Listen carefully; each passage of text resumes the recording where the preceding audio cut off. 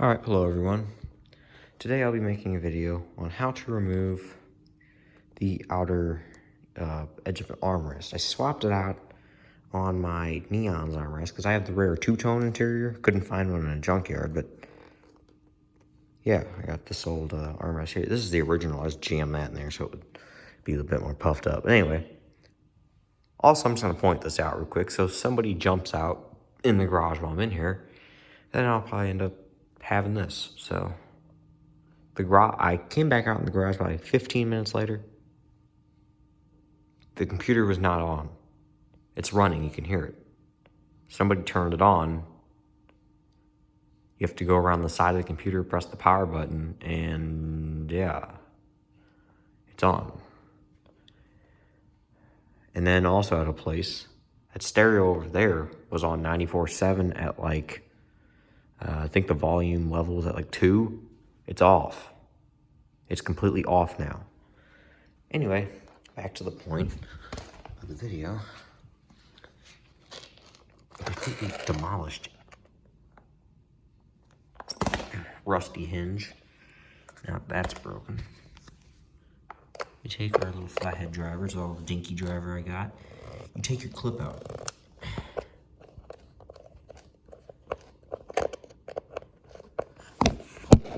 So you take your little clip out, one screw, and you take out your second screw. This is how you get in here.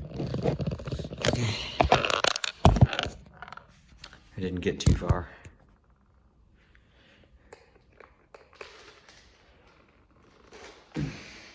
My goodness, this one's wrenched down. There we go. I probably had a bigger screwdriver last time, so I just wrenched it in there real quick. Finally. That's the broken clip from my Neon. I actually have a good clip in there now, as well as a good non-broken armrest.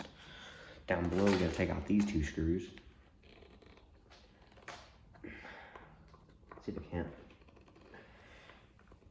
There we go. Take that screw out. Now take this screw out. Pop off that hinge. Make sure you, it doesn't matter which side. Never mind, you can flip it either way. I'll just keep it the one way though. Here's your plastic tray. Mine's cracked. Again, this is trash. I rebuilt it from an old busted up one for my car.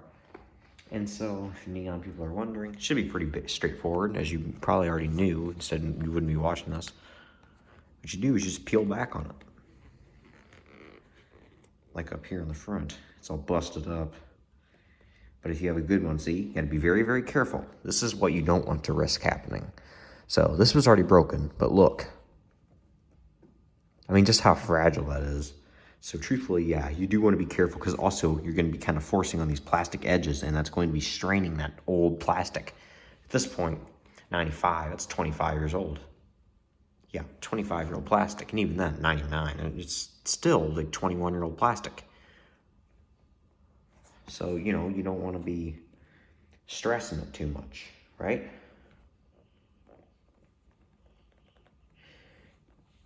But yeah, I would generally start around the back if I were you,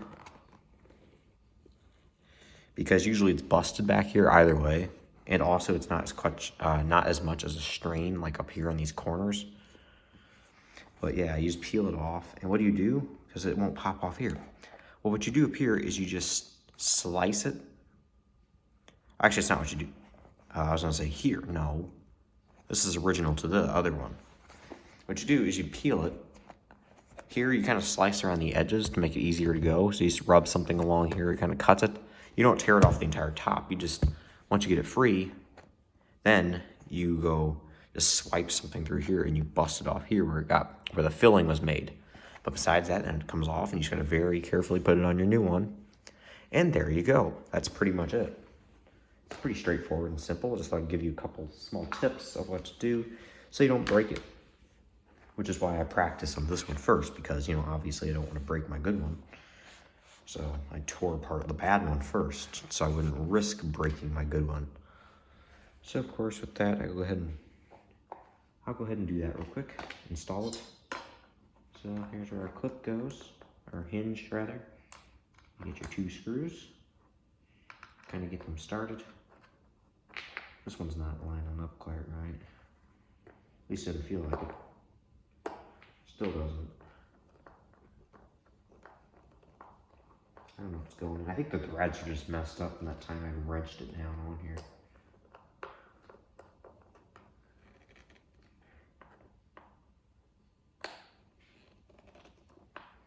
Kind of spun on that.